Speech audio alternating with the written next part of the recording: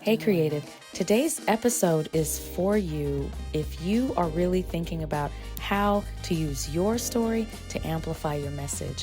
What is that going to take? I dive into it with my friend, Pastor Sherman Bradley. Let's get into it. Okay, I am excited because I have a wonderful friend of mine joining us for the Vision Builders podcast today. This is Pastor Sherman Bradley. He is a former U.S. Air Force sergeant, an ordained minister, and an avid Lakers fan. Okay, if you know, you know. Okay, he is a If you don't, community. you better. Right, okay. A community and social justice activist who's out here tackling issues that emerge from cycles of poverty. And y'all, he is an amazing and wonderful poet and speaker. His work is so on point. So thank you so much, Pastor Sherman, for joining me, for joining us on the Vision Builders podcast. Welcome. Right. Thank you. It's good to be here. It's good. But can you get us started? I just want to hear a little bit about, first of all, what was the journey for you from being in the Air Force to becoming a pastor and activist? I'm not asking you about how you became a Lakers fan, okay? I'm going to ask you. Well, we'll say that for another podcast. Right. I just want to know a little bit more about your story about how did you come to that space of action? So I was not a very good student. Mm. Didn't apply myself. It wasn't about aptitude or ability. I just had a broken home life. My parents divorced when I was like 11, no, 12.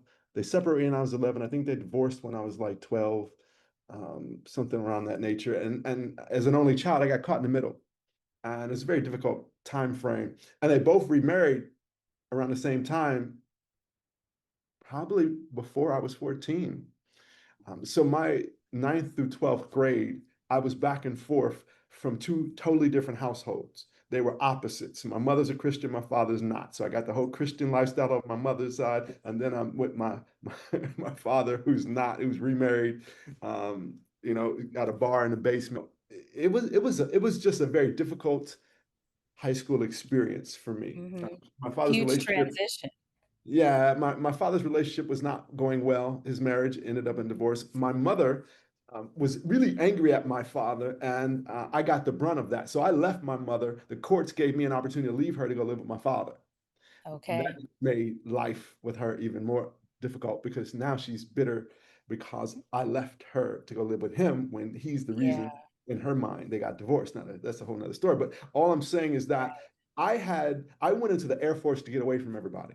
Yeah, I'm fortunate that both of my parents got really good jobs in their 20s, Okay. then retired from them. So stayed in those jobs. Yep. Yep. So they had state and federal jobs, which means they had great pensions, great health care, and so on and so forth. So I saw everything that was the opposite of creativity. there was no. So in my mind, I saw. So let me rephrase that. I saw two working people who talked about getting a good job and staying on it and doing great, retiring from it. That's not creative to me. Now, mind you, my mother is an artist who never really considered herself such, even though she sang for 40 years. She was an artist, but she never really couched it in that frame such that she refused to record any of her music and then regretted it when she got to be her senior age because she came from this era that said, you give it to God, you don't give it to the secular world, you separate those two, so on and so forth. And so she didn't. And you But certainly shouldn't make a living and or you even attempt. shouldn't make a living from it. Mm. And that was, so that's my upbringing. So I go into the Air Force. I spent 6 years in the Air Force. Fortunate for me, I spent most of my 6 years in Europe, where I got to see an entirely different perspective of life, from culture, and all of its uniquenesses, from the physical buildings to the language spoken to the arts and entertainment that happened abroad, that really Yeah. gave me a sense, before I even began to think about creativity, gave me a sense of diversity in its varying forms that was so enriching. So I shifted Okay. all back here, came back with my father. My father's divorced at the time. It's just me and him. And I just kind of got stuck here. And then I got called to the ministry. And it Mm. wasn't until being called to the ministry, having a relationship with God, and going through a divorce that I even began to do anything that in my mind was creative. And that was writing poetry out of my pain from my divorce. It was cathartic, it was healing. I wasn't trying to deliver anything. I'd never shared it with anybody. It was just my playing with words in my quiet time. It came out of first journaling. Somebody told me to journal my pain. So I started doing Mhm. that. Out of that, just crazy creative stuff just between me and God happened, and I started keeping it and typing it out and printing it out and so on and so forth. And I let it sit. Once I came through that and I healed through that and I got remarried some years later, it had just sat. I'd done nothing with it. And then I married a creative, which you know very well. Married another Uh, artist. Now, let me rephrase that. Let me rephrase that. I married an extremely gifted and amazing creative that it just oozes out of her pores. And one It day she looked does. at me and she said, "You're a creative too." I was like, Yeah. "All right." I wasn't even writing at the time. Matter of fact, Mm. this is the only way I wound up in your play or the play. It's because the woman I married said, "You're creative. You are what's oh." And when we you're gonna get a kick out of this. And so when we went to premarriage counseling, or no, the second counseling stint we went through, this is probably around the same time. She said, because you know what the counselor said. Now this was supposed to be a compliment. Dude said I was a histrionic narcissist. Oh, oh my God. I was like, dude, I don't know you that well for you to give me that kind of statement. No, how is it What? supposed to be a compliment? He That said, was a yes, great. How is that a compliment? I have no idea. Oh. He said it's good for the kind of career and personality that you have as a communicator and speaker. Oh It still didn't register for me. I just said, okay. Needless to say, I didn't last very long with that counselor. right. That's for another time. So, I but have it, and I have a feeling all of this is like even that part. These things all build up into how we handle other people because you oh, had to have absolutely. learned. Oh, Oh, absolutely. the label. Oh my Oh, my- gosh. oh, yeah, yeah, yeah, yeah, yeah, yeah. So I am, so I took hold of the histrionic part because, especially since I You're spent like time, something I good spent out a, of this. I spent a year in Sicily. So, they have a tendency to be extremely demonstrative and use their hands when they communicate. So, maybe there's some small part Italian in there somewhere. But Right. I just accepted, I'm a communicative person. I am demonstrative in my communication. I wear my emotions on my sleeves. You can pretty much see them. And then one day, this doctor named Helene Androne is doing a play and says, "You need to be in my play." And I'm thinking, I don't know nothing about that. I don't know anything about that. Yes, it's true. I do tend to point and pick. But sometimes when you meet people, you can feel it. You said yourself you wear emotions on your sleeves, and a lot of times that is key to recognizing creatives.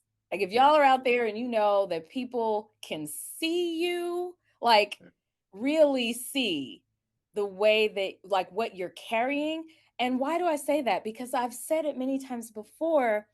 Creatives, artists, they're empaths. We're empaths. So yeah, it's very difficult to not express in one way or another. Now, the other alternative, right? The alternative is that it gets suppressed. And yeah, so many folks from generations before ours, and think about, I mean, maybe this was part of the issue with your mom because of the context and people kind of telling you what you should and shouldn't do with those gifts and talents. but then you end up having to suppress it. And what does it turn into? I mean, I love the quote by Brene Brown that says, something like this is, I'm going to get this wrong, but something to the effect of suppressed creativity doesn't just go away. Like it Right. turns into bitterness, resentment, anger. It does. Like it turns into deep-seated things that are very negative because it's like you implode. It's like the poem What Happens to a Dream Deferred, right? Like Yeah. it just festers It and does. it can explode. And Yes. so it's huge that so I will in fact take that hit as the person who saw you and said to reinforce what your creative wife said, which Yes, was, it's not a hit. It indeed, is a you were it creative. is it is a discovery. It's not a hit. It was extremely helpful because I extremely enjoyed it. We all had a great time with that, and Absolutely. I opened myself then to that one, the term creativity has been put in a box that is Yeah, inappropriate because even a mathematician is creative. Their creativity is with yeah, numbers. And I yeah, didn't understand that. Nobody taught me that until I got married and I'm sitting down with my wife. And then I'm listening to you as you were sharing with us the various elements to prep for doing even a play as it relates to yeah, acting that I had no yeah, exposure to. But in it, I began to see the uh, real technique that's necessary and how the process of creativity, along with the techniques that you learn about how to enhance your gift and abilities, especially underneath this cloak of acting, is where you get to expose yourself to something that you may not have ever identified with in ways that then begin to tap into your DNA in such a way that it's like, oh wow, there might be something to this, and if nothing else, yeah, something lights it's up. fun. Yeah, Yes, it's it's bringing light. fun. You know what I mean? Oh yeah, oh yeah, Yeah, because it taps into that part of us that wants to play,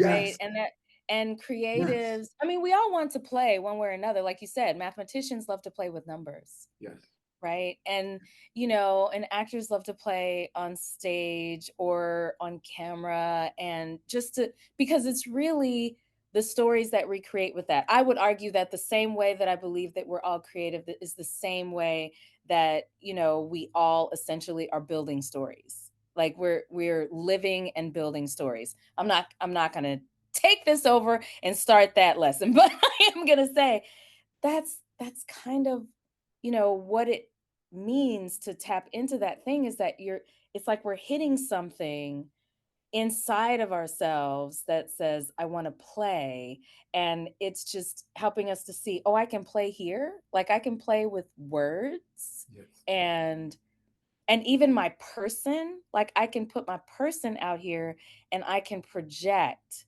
right? That's, I mean, so much of what acting is like taking on a story of someone yes, and then projecting it to others so that they can see that person, maybe see themselves. And that's what the words do too. Like that's what all the storytelling does. And it's to invoke that compassion and like build us up and help us to see ourselves and the yes, people around us differently.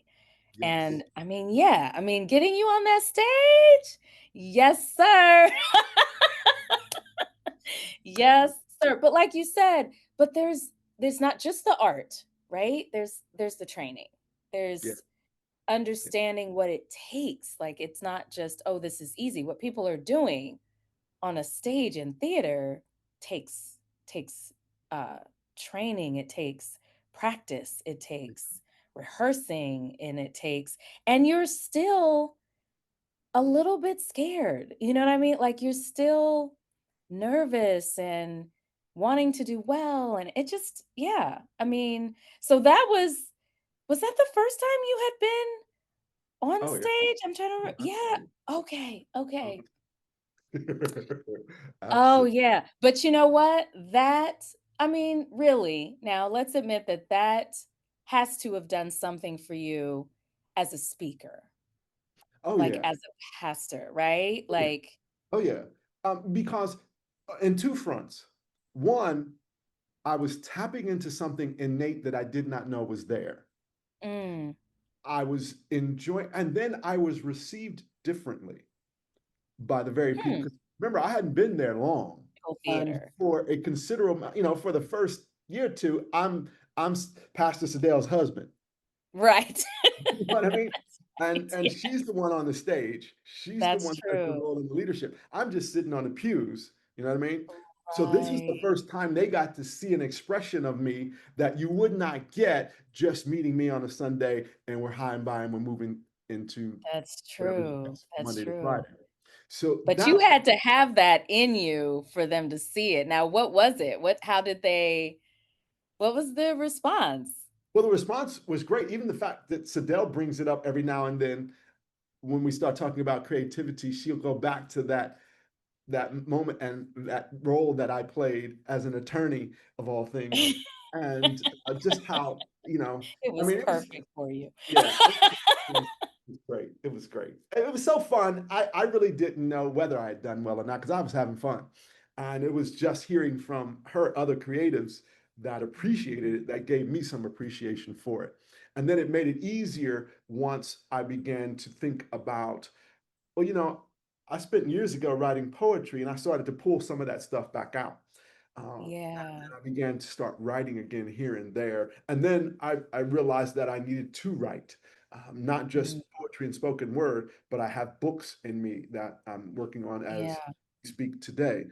Because I struggled with the fact that I didn't do well academically, not out of aptitude, but out of just the dysfunctions of the lifestyle that I was living in at the time. So Mhm. thinking that I could create in a way that people would want to read is entirely different than standing on a stage and they're getting the full presence of me. Mm, There's a more well-rounded approach versus when it yeah. comes to words on a page in a book, there's a technique to that based upon what kind of messaging you're trying to share and what response you want from people. You just don't write, you can Well, there's also a technique, right? There's a technique to what you do physically, and we're operating in our styles, you know what I mean? Like, where we're most comfortable.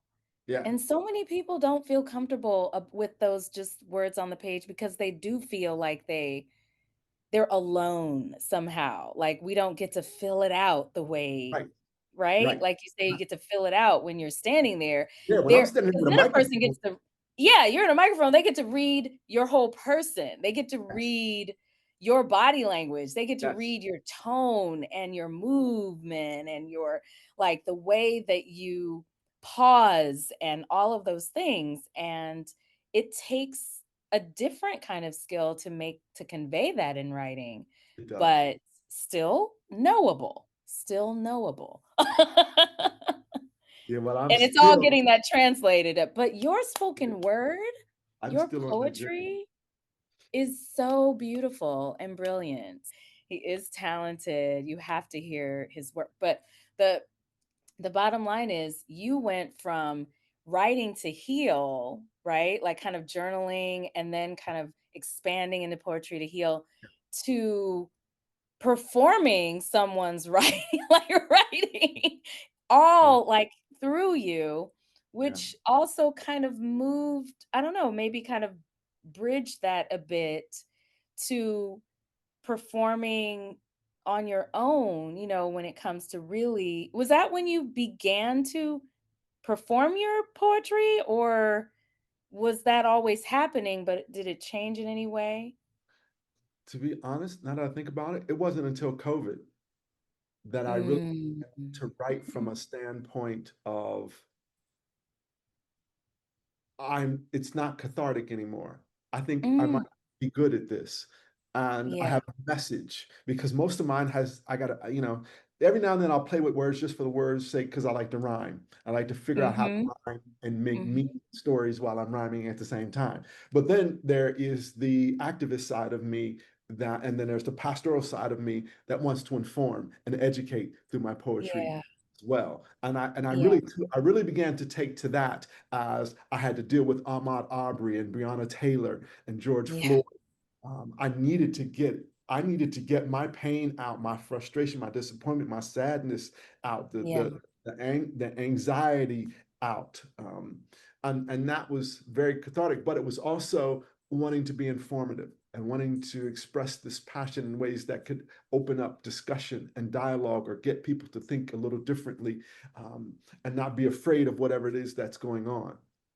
And I have one in particular that I did in front of an audience down at the No Theater last January, and Wow. it was it was phenomenal and gut wrenching at the same time because formerly being a deadbeat dad, I did a poem to my daughter about forgive me for the early years when I wasn't a father to you in front of an Wow. audience of primarily women.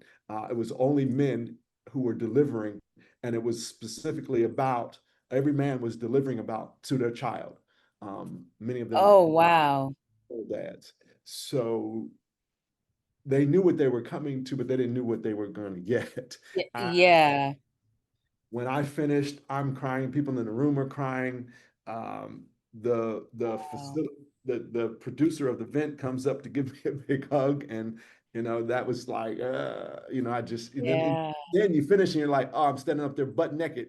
You know what I mean? Right. It feels like, Oh yeah, yeah, like I've just full unveiled. exposure. Like, Yeah, but the and it's because response, it's like full exposure of what felt like shame, but you've come it's like coming fully clean about it, repentance. It's like getting like the vindication of that too.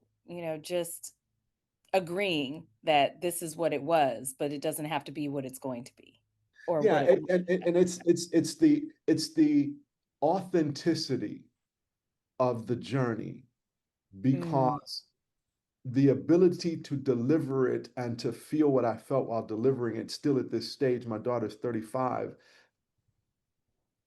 was not only cathartic, but it was um so yeah, I guess cathartic is probably the best word. There was a releasing of another layer of mm, self to the public, mhm, mhm. authenticity, Yeah, without the concerns of machoism or right. arrogance or anxiety or what will they think of me, none of that pretense in the way. A deeply vulnerable transparency, Yes. like deeply vulnerable, because it could have, yeah, the judgment is real, like the possibility of that is real. You went through that kind of exposure, like, and and it seems like writing and vulnerability have gone hand in hand for you. Yeah. Just all of your creativity Yeah. has been connected to some kind of really personal vulnerability and transparency and, just exposure of deep emotional feeling, right? Do any of those things like feed into the work that you do with people? Do you ever make connections for them with this kind of with the like how does your creativity manifest in your ministry? So the healing journey that I've been on and putting it into my art and craft, because if it's not meaningful for me, I can't do it. You know what I mean? It's Right. just it becomes inauthentic. Um, Right. so for me, it has always been personal, and Mm, it has spilled over into and allowed me to be more authentic in my preaching and delivery as I share stories, because oftentimes pastors don't share their stories, um, mhm. other people's stories. Um, Mhm. and And I, anecdotes, right? Or like small well, anecdotes, like small, like non inoffensive and non-threatening kinds of anecdotes as well, opposed to non-threatening in a sense because we're trying to live up to a particular ideal that everybody in the audience right, thinks of us. So we're not going to let you know how deep our wounds are, how deep they right. go, how long they've been, or where they are, whether they're happening even right now. because you have Right. a picture of me that I want you to keep of me in order to continue to respect me. You know, Mhm. I ain't necessarily built like that. So that does Authenticity, yeah, like, yeah, come that it's doesn't like real person here, real yeah, person walking out this walk in every day like everybody else, imperfect and absolutely. but I understanding. don't want a pedestal. I do Mhm. want an audience, but I don't want a pedestal. Oh, I love that. I love that. I am now able to be, matter of fact, just this past Sunday, literally, Sadell just shakes her head. I'm standing in the pulpit and I'm about to do my message, and I recall what happened the day before with the guy that I was in the throes of ministry with inside a homeless shelter and drug rehab program that he went through, graduated from, went back to school. I would later hire him. He was my right-hand man inside the organization. When I left, Wow, they split my role in three places and gave him one of the roles after okay. I left and left the organization 10 years after being there. And Mhm, unfortunately, through life's journeys and situations, um, he's been up and down. And he was there by himself. He mm, imploded, mm, spiral after spiral downhill after that. From mm, John, and then he called me yesterday, and mhm, he's in a bad way, and it's got a flat tire, no money. So I could go. I haven't heard from him in probably a year, and so I go get him, take him to his mother in the hospital so he can be with her, and I'm in this uh, place of sadness, disappointment. I gotta help. I feel mhm. I remember where we were and where we should be. And I, this was before I started pastoring. He was somebody that I thought always would be with me when I finally started pastoring, just because of the kind of relationship. There's so much that we have in common. Uh, Yeah, it just didn't happen. And that was a reminder, and all that came flooding to me because my message yesterday was giving as an act of trust. And mm, yesterday I had to give myself when I didn't trust the person I'm about to give myself to because of the kind of lifestyle that they've been living. And I didn't even mm, trust myself because I'm so frustrated at him, at the potential and possibilities in what once was that still should be, but he had to make decisions for himself. So all that's playing inside of me. Now, I could have suppressed it, mhm. but that just would not have boded well for my message because I would Yeah, not have been in my authentic self. So while that was not scripted, it came to me in the worship set, and I decided that this is how I'm going to start it off. It became far more emotional than I was thinking when I'm sitting out there in worship. yeah, And I have to let me flow when me needs to be me rather than right. suppressing it because of what folk may think because they have a particular picture painted of who a pastor should be or how a pastor should be, because I'm constantly told that I never see pastors that authentic. Mhm, I don't mhm. live that as a badge. I'm just trying to be healthy for me. Not I'm just trying to keep myself from becoming something awful and broken and performative and, unreal, and no, Yes. that's amazing because the radical part of that, like, the transparency is radical. It's like a radical transparency. It's a vulnerability. It's a connection to the folks you are talking to, and people can see that. Do you know what I mean?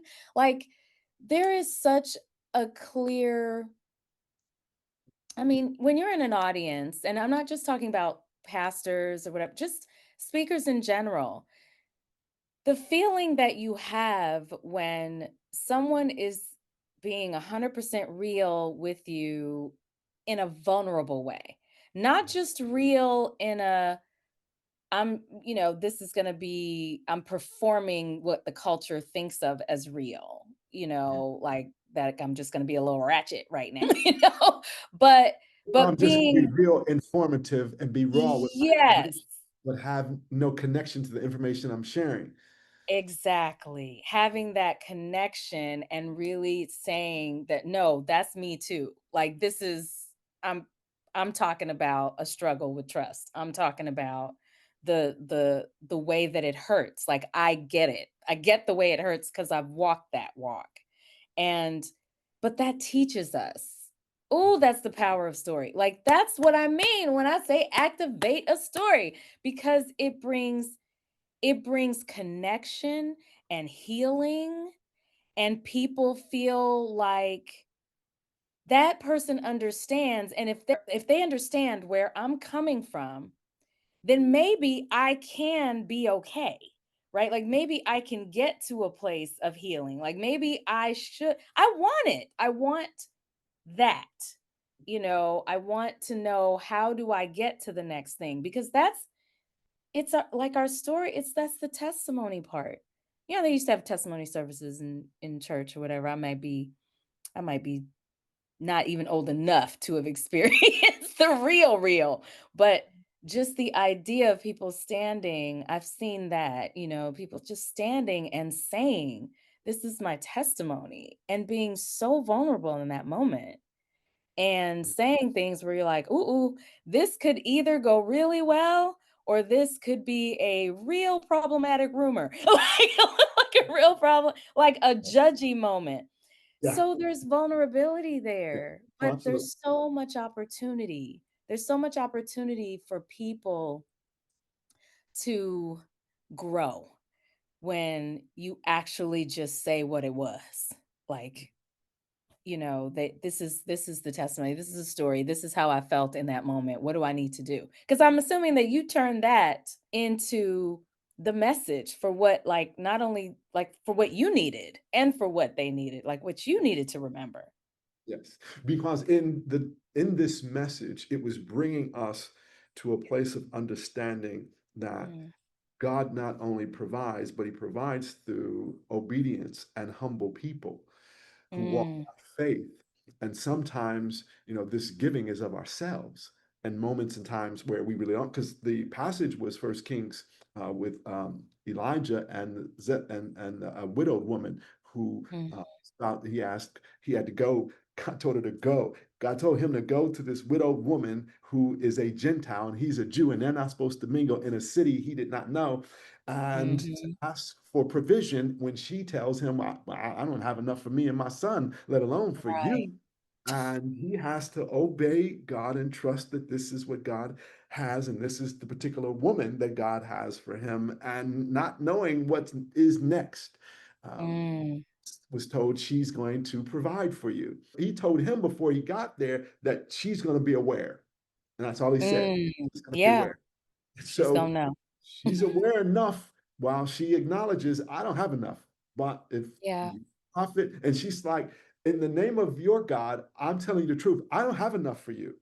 This is all. Mm, mm. And he's like, well, then take what you have, go do is what you said you're going to do. But before you and your son eat, give me a piece of that bread you're about to bake. Then give to yourself and your son, and God shall supply all of your needs. And sure enough, they never went out. That oil and that meal never ran out until Ran such a out. time that the drought ceased, because they're even in a drought. Now, here's an interesting part of this that most people don't understand about our journeys and trusting God and going and giving of ourselves. Elijah's leaving where he was, the brook, the first place God told him, where he was being fed by ravens, which was not where he was originally at. Because originally, before going to the brook, he went and told Ahab and read his mail about he's an idolatrous king. He has fallen away from God. And now you're about to have to deal with 3.5 years of drought and famine. And oh, by the way, Phew. that woman you married to, that Jezebel, who's not a Hebrew, you weren't supposed to marry her. This marriage is not righteous. And now he's got to flee because Jezebel is Mm. angry. Well, most people don't realize, guess where Jezebel's from, was born and raised? Uh-oh. City where God sent him to with that widowed woman. Yeah, Okay, okay. he was born and Huh. raised in Zarephath. And Wow, now he's being sent to the place where all of her family and people who know her are. where all her people are. Talk about Going back trust. over there where you Talk about trust. And so we have to sometimes go where we don't want to go and do what we don't want to do in the name of Mm. and Going back to a part of our past. and going back. That's so beautiful that you put that story, because immediately I'm thinking, just like you had to go and like revisit a part of your past that you were carrying Hearing, inside you, feeling some kind of way yeah, about having to go and help in a space. Oof. yeah. It's bittersweet. Stories always have a beginning, middle, and end. And, sometimes we don't recognize the part we're in because, because we're in the middle of it. We don't know, like, where are we in the story? So it'll be interesting to see, like you said, what part of the journey, where that leads for him Right. and for you, you know. But that all connects to, I mean, I love how these all of these things are about the way that you have come to use your own stories and your own vulnerability and transparency, just having come to find yourself through the writing, through the performance, and that it is impacting how you minister to others and how you actually um, tell your truths to help other people deal with theirs. Yes. Yes. Well put. Even now, I'm in, this Thursday will be week 4 of a 13-week grief counseling course, a small group, Mm, and talk about stories.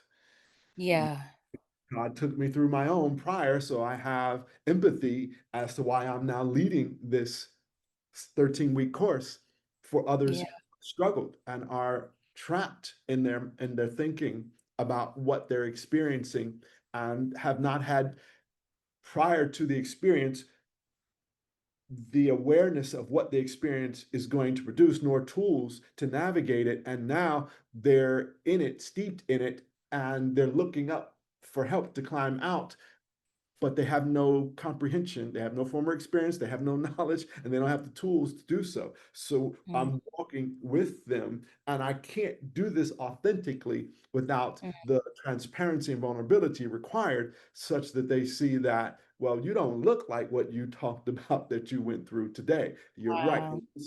This is why. And Mm. you've done the process along the journey for your why and your story. So much of what you're able to do in that situation is all about the way that you've been brought closer to your own story through the writing that you've done, through the connection, because people will say, why writing is therapeutic, right? Like, and using your creativity is also therapeutic. It's what we need. It's part of who we are. It's what we need. Our brains respond really well to it. We get our oxytocin shots, we get all the positive hormones start flowing, and it makes us feel better and become better. Then also, I mean, it just sounds like from the very beginning that you had, when someone said start journaling, right? Your feelings, and you began to use that. And then you began to write a little bit more, doing the poetry. And then you began to take stories and other people's stories and perform those. And then you began to expose your own stories. And then you began to use your stories in your ministry. And now you're beginning to help by exposing your stories even more into supporting other people through their grief and other ways. So, all that said, I mean, what advice would you give to folks who are really like where this is really resonating with them? They've been through lots of things in their lives and they're trying to figure out where to put that and maybe wondering if this is a way for them. I mean, So I'm gonna tell you what works for me, and I know it doesn't work for everybody because when it comes to writing, there's some people that are adverse to it. I was mhm. adverse too, but something about it, when the pain gets deep enough, you begin to set aside preconceived notions about certain things, and you just want relief. You just, Mm, and that's where I came to. mm, I was by myself. I was living in a bathroom. That's the size of it. It wasn't even an apartment. When I first got out of it, and I was telling my story when I first started the rehab program. I would tell them I had a stew. I didn't have enough for the DO. What? I was there for 4.5 years. I had my car, I had my Saab repossessed. I was on the bus system. The bus stopped right outside the door of my apartment. It was like Paul's experience when, after he had this Damascus Road encounter, he was gone for 3.5 years before he came back to Rome and had to do his public ministry. God went, took him away for 3.5 years and worked on his heart. Mm, That was my heart experience. And one of the ways that I got to my own heart was writing to God, writing about mm, myself to God, writing about myself to myself, getting my pain out, my former lifestyle, the bad decisions that I made, the feelings I had about my childhood and my parents, and so on and so forth. And it was just the beginning. It was just peeling back the very first layers of the onion that are the easiest, because you got that crackly filter on the outside. That's easy to peel that off. But now you're yeah. getting to the onion and you're supposed to peel versus cut. It's a much different process. And it takes Mm, time. And most people don't want to give it the time. They want a knife, just cut it and let me open it up and get to the mm, center. Well, you've got stuff you've left out along that process. You've got mm. to allow the process to be its process. So for me, journaling was necessary to get the inside of me out. And so, whatever it is that's going to be cathartic for you to get what is in the inside being suppressed out is what you're going to have to determine as your tool to assist you in your work for transformation. Maybe it won't be journaling for you. Maybe you'll be a communicator with somebody one on one. Another thing, I went through counseling. I've been Yeah. through multiple sessions of counseling by myself, for myself, and I've been in marriage. You've got to be willing to submit yourself to wiser counsel if you're really going to heal. If you're really Ooh, say that. Say it uh, again. healing and not just suppressing so you can live and stand on top of something that's shaky. You got to get it out. Only then will you get your feet on a solid ground where it's much easier to get to your knees. You start suppressing stuff and that stuff builds up. Now you're sitting up 10 feet high. And when you fall, It's a you're going to long feel it. way down. It's a long way down. It's a It's a painful way. long way And down. there are injuries that will be occurred that will be far more difficult to get over than if you just drop to your knees while you're already on the ground. Mm, And so that's some right. of work was in my walk of growing closer to God. And He would reveal to me things that I needed to do, people that would pour into me. Now, here was the other thing. Most people don't allow people into that place of hurt such that they can walk through. And I ain't talking about your girlfriend or your best friend. I'm Right. somebody who's been skilled in it that you may have to pay to get it done. And Mhm. here's the other thing, don't be afraid to have to choose multiple times to get to the right person. So, in other words, Mm. don't let your first choice, if it's not a good choice, be your last choice. And you say, I tried that, it don't work. No. No. No, it might just be a test to see if you're sincere about wanting Are transformation. you serious? Are you? Yes. Yeah, Are yeah, you serious yeah, yeah, about your yeah. own healing? And You which means you know? got to take responsibility. Because Mhm, eventually mm, you'll get to what God has for you if you're seeking God for this process, because God always wants us in a process of wholeness and health. Which means mhm. we got to be willing to go see the doctor. And if That's if especially for us, yes. if ever there's a group of species in God's creation that struggle with authenticity and transparency and vulnerability, it's men. We put on Mm, masks, we put up these fronts, we go out and we'll become workaholics or alcoholics instead of dealing with what's really going on the inside. And that's scary because you can't yeah, trust everybody.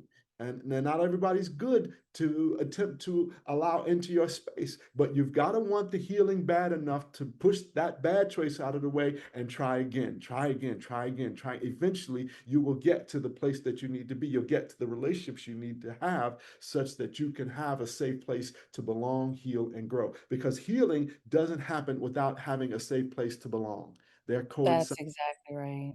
I mean, I hear you saying that they can start by creating their own spaces of vulnerability with their writing, but to then take the next step Yes. and begin to connect with someone, others, depending upon what the issues may be that come up, but begin to connect, whether it's one-on-one with a counselor or in like a group grief counseling some sort of group counseling situation, or just finding that community that they can share with, they feel like they belong within and can be vulnerable within, and And all of it's that kind of emerging. Okay, now they need to know where and when and how. So can you can you share where, like, how can folks find you if they want to hear more from you, and what is coming up for you? Where can folks maybe get some of these resources?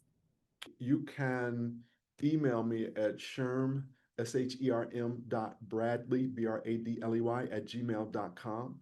You can go to the church, the Warehouse Church, on Facebook and YouTube, and our website is warehousechurch.org. You'll And also we'll link all of those in the show notes so that everyone can just kind of jump right in and yes, find the Warehouse Church and find you and yes, email you to get yeah, connected. yes. And So are if there any events coming up? So literally coming up October 4th is our next Band of Brothers United Men's Retreat for Men out at Zion Global Ministries, which is 9180 Cincinnati Columbus Road in Westchester. And it's a day of men coming together in fellowship and learning about what it means to really be the men of God that God's calling us to be the sons of God He's calling us to. Wow. But we also have coming up on October 17th a night of poetry again. So we've got some artists who are coming out to share their gifts, and we just reach out to them and Yes. ask them to come and support and hear the wonderful artists share their spoken word and poetry. And then on December 5th, we're having a night of comedy. So we've got some comedians coming in at the Warehouse Church, and the Warehouse Church is at 691 Fleming Road in the heart of Finneytown. So those are things that are top of mind right now. We're also going to have a night of This worship and is brilliant. I mean, take a minute, y'all. Y'all need to take a minute and understand the creativity that is bubbling forth at the Warehouse Church. They having yeah, poetry nights, comedy nights. What's going on yeah, here? yeah. Sorry, go ahead. We have Grief Share, which is a 13-week grief counseling course for those who've lost someone. Now, grief is a much broader context, but this is primarily for people who've lost someone near and dear to them. That's why I'm going to do Mm, a podcast coming up here, hopefully in 2026, where I'm going to talk about the broad breadth and depth and width of grief that is more than just losing a life or a pet. But primarily for this grief counseling course, we're dealing with people. There are 9 people in it, and all of them have lost someone near and dear to them. Some of them multiple people, mm. some of them very recent. Some of them it's been over time, and they just never thought they needed to go through a process to help them. We're preparing to do another one in January. That'll be 13 Okay. weeks. So getting in contact with me now, at least you'll know what you can prepare for, and there are resources that I can share with you that can help you in the interim. They can reach out to you. They can ask for those resources, and get started in January. Yes. Okay, so I mean, this has been really wonderful. Not only have we gotten to know you better, all the vulnerability you've expressed, I have to thank you for that radical transparency and just the way that you are doing this work, turning your stories into a bridge for other people to change and grow and find their way to their healing as well. And also just processing through their pain, right? Just like processing, and how you used writing to do that, and performance, and how it's a part of your ministry. So I'm delighted. This has been so good. Thank you so much for sharing with us. Your story is amazing. Y'all check out the Warehouse Church. Take Show up for poetry nights. I've been Yes. there. And Please. comedy night. Now this I need to see. I need to see this too. So you guys check it out, and thank you so much, Pastor Sherman, for being with us on Vision Builders. Yes. Thanks for having me. This has been great. It's been wonderful. Hey, creatives, if you're hearing this, then you've been listening to the Vision Builders podcast with Dr. Helene, your writing life coach.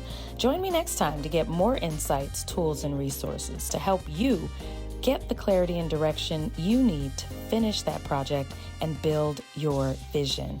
If you enjoyed this episode, please leave me a review on Apple Podcasts and Spotify. Y'all know how this works. And share.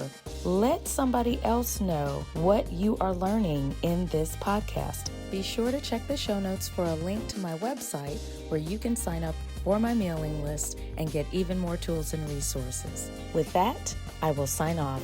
Bye.